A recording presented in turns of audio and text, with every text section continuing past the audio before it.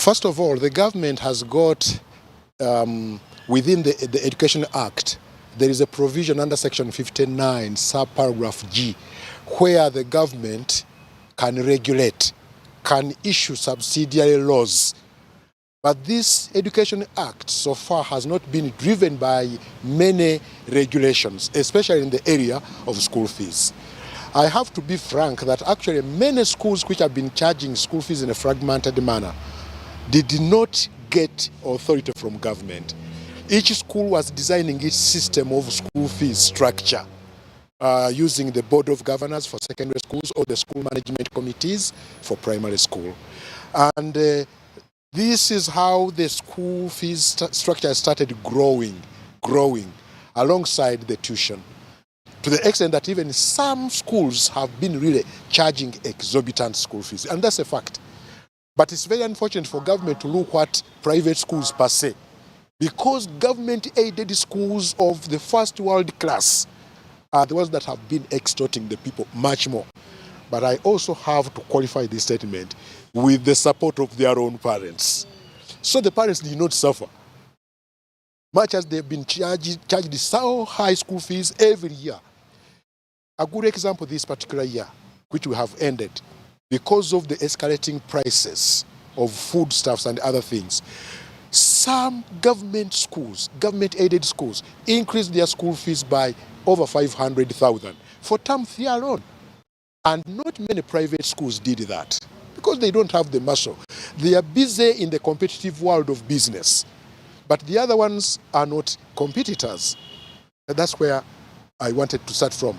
So if government comes in to regulate and say these are the allowable charges, the allowable school charges on top of tuition, I think they are going in the right direction. But what are the criteria that they have been used to determine the figures? That's where the controversy is. It looks like they based themselves on government school fees kind of structures, and they forgot that where the government provides support from a taxpayer's money, the individual private investor in education meets those costs alone, and those have been left outside the school fees structure. Number two, they are putting a limitation on the school fees, where at the same time they are chasing up private schools to pay tax called income tax. And income tax is tax on income. If you believe I've not earned income, if you believe that I'm earning income and you don't want to earn income and you're giving me a limit, then you don't have even to charge income tax. Government has never helped private schools and is not ready to do so. Okay?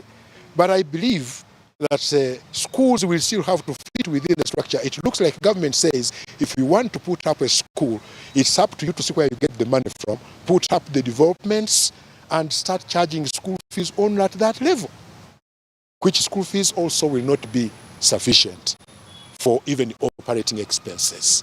That's where the private schools have got a big challenge. That's why you hear some schools saying, no, this policy is bad. The policy would not be bad, but I think it is being implemented the wrong way. That's all. They have not consulted the appropriate stakeholders to come up with these figures. I wish government engaged the private schools of all levels, including government-aided schools. They can leave out government-founded schools.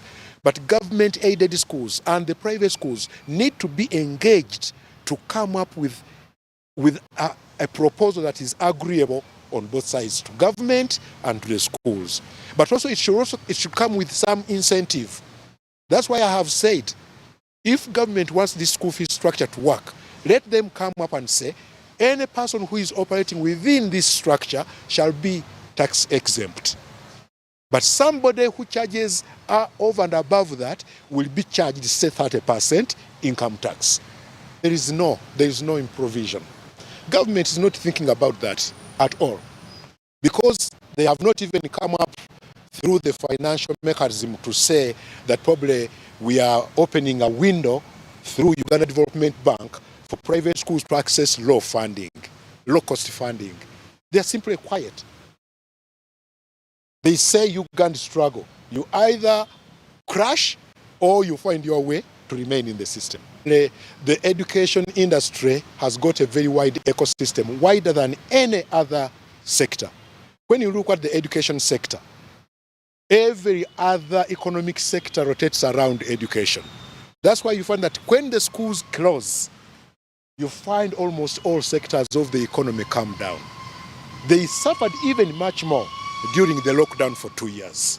And you can see these sectors are just beginning to come up. Think about agriculture. Think about agriculture, forestry. Think about general trade. Think about import trade. Think all these ones. They all. Uniforms, food, timber, building, construction materials, schools. Okay? And it's because we are dealing with the life massively. A school has got 2,000 learners. A school has got 5,000 learners. Somebody has got 5,000 learners under his custody.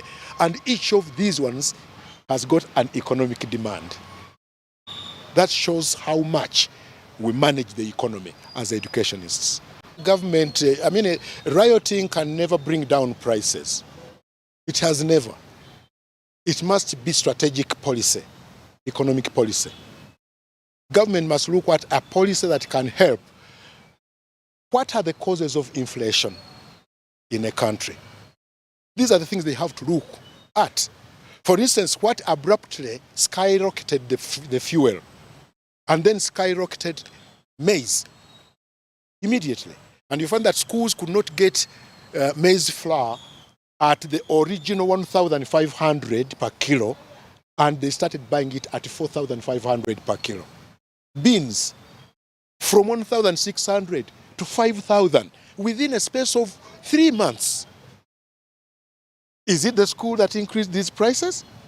But if this one came to that level, what did you expect these schools to do? To close down, or to ask the parents to cooperate with the school to be able to bridge the inflation impact?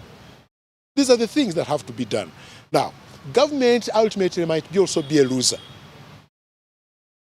You get the point?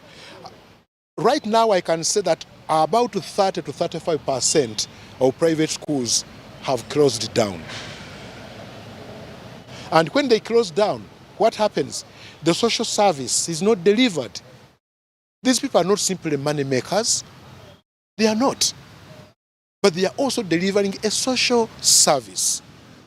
You will find that those schools which are closing are not necessarily within the city. They are actually in the countryside, where even government does not have a school and does not even dream of putting one school in the next 1 year.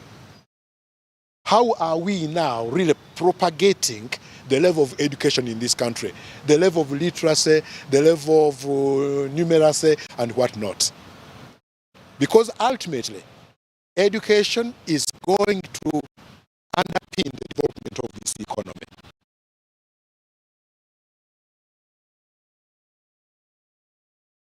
The government had set up a schools cap at the beginning of the year, and this is a minimum of how much schools are supposed to charge for their school fees, and of course setting this for the public and private schools as well. Now the private schools proprietors do suggest that they will not be following this particular government set school caps, because at least they know what they are facing, and at the end of the day, it's not like government comes in to bail them out once they are facing some financial constraints like the government does for the public schools. And the public schools are also still hiking their school fees according to the private school proprietors, who think that government should as well regulate the public schools or the government-aided schools who are charging school fees. Now, on the other hand, the private schools are yet to get any help from government.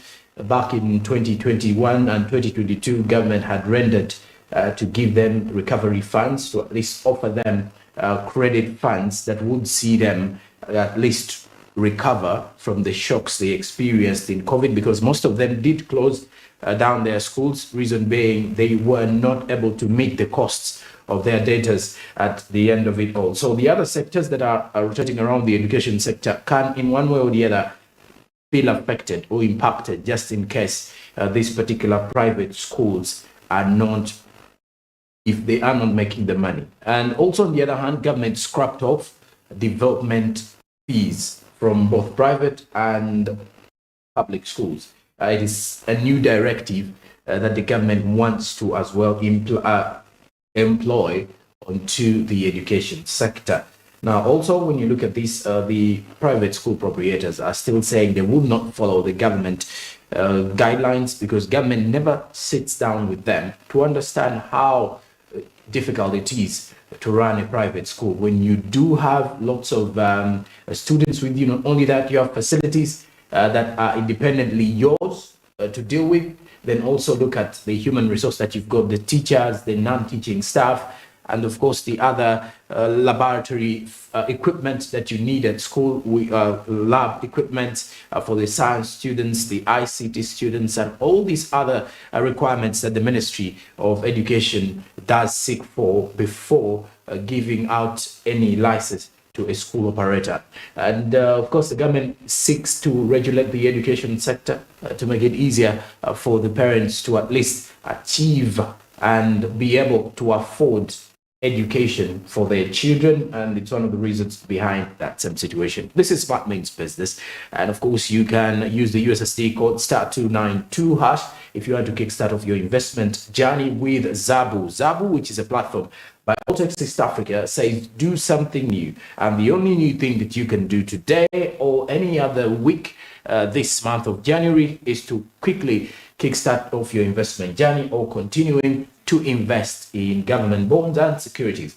Zabu is a platform by Altex East Africa, and it does say that with just a minimum of 15,000 Ugandan shillings, your investment journey can easily be kicked off. And after just investing with a minimum of 15,000 or more, you can definitely start counting your investments one by one. Zabu says, my money, my future, and it's powered by Altex East Africa, which says, do something new. The markets on the Zabu platform open at 8:15 a.m. and close at 3:15 p.m. East African Standard Time. Please do note that these markets close during the weekends and also on public holidays. Zabu, my money, my future. And now let's head to the press review this morning to see which headline is coming in from the world of business in print media.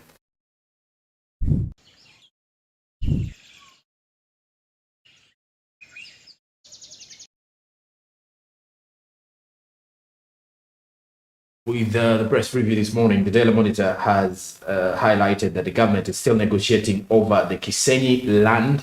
This is according to the Ministry of Land, highlighting this particular one as the government is in negotiations with the residents within as well as other stakeholders, because it does seem like it is going to become an issue.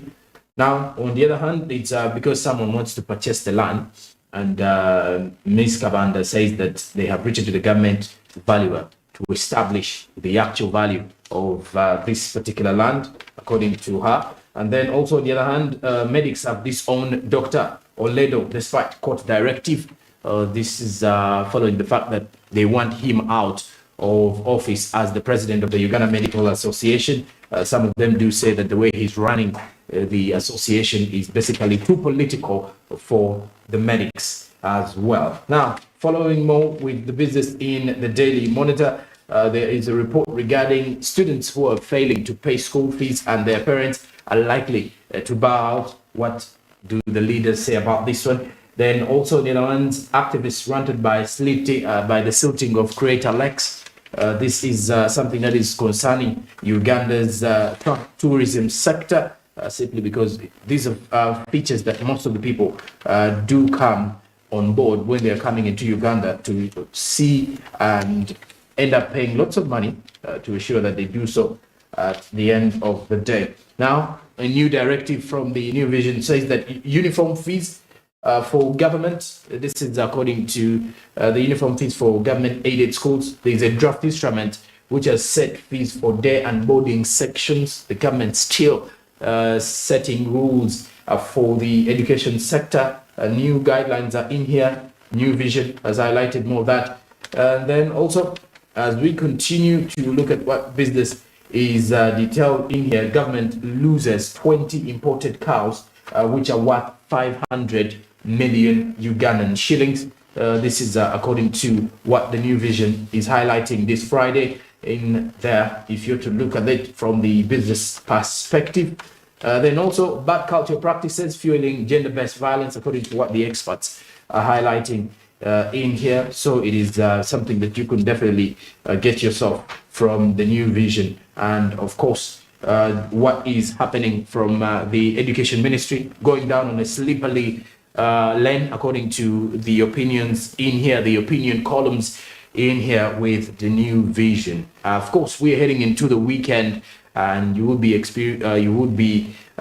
need of understanding what is coming in from the world of business here. Daily Monitor and the New Vision. And of course, that is it for the press review this morning, as we're heading now to the traffic updates to see the flow of vehicles, and of course try to play for you a role of understanding which route is safer and more effective and efficient for you if you are traveling away from your home, or if you are definitely going to your workplace and heading to your different journey as an individual. So as we're heading into the traffic updates is coming in from the Kira Road. If you are definitely getting those particular images on your screen at the Kira Road, that is the Kira Road, around the Kira Road police station, where you can definitely get those particular images, routes heading to the ends of Bukoto, Tinda. So you will get to realize that lately, since January, we're not experiencing a lot of traffic in the morning at around 7 since the year began, by the way. If we were to trace back from 2nd of January on Monday, you get to realize that there's not been a lot of congestion or traffic jam on these particular serious roads that you can that you've definitely been noticing in there. So it is this is coming in from Kira Road at this particular time. Areas around Shell, Bukoto, and what is connecting to Bukoto and Tinda, and heading to the ends of Naguru as well. You can clearly see for the vehicles that are actually heading to the ends of Bukoto and Tinda, it is ideally a free lane for now. Very few vehicles. It's only the borders that are actually passing through. Now, for those that are actually heading to town, you can see that not too much of the traffic congestion as of now. Very few vehicles are on the road currently, and the borders also quite few taxis on the road. If you could definitely see, then that clearly shows you that the few vehicles that are on the road are for people who are definitely heading to their workplaces. It's a Friday, maybe some may not be heading direct to work, or maybe coming in late to work. One would clearly think so, as to why we are having very few vehicles on the road, or very huge traffic onto the road. But clearly it is a situation when you get to realize that it's a new year. People are trying to cope up with the new flow of business details and new flow of how the business days move through.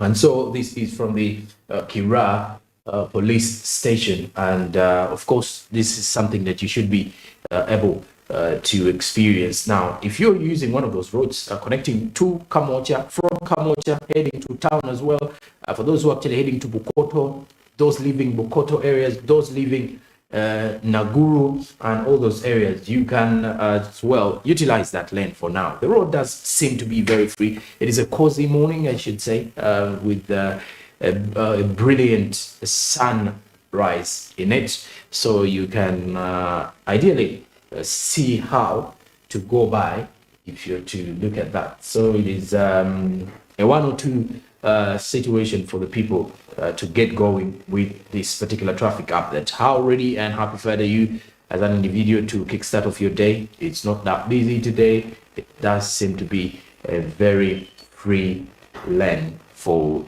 the moment at this particular time. So the traffic updates are entirely here to give you the flow of how things are, everything traffic, everything vehicle movement, everything management of the road early in the morning. And this is the Kira Road.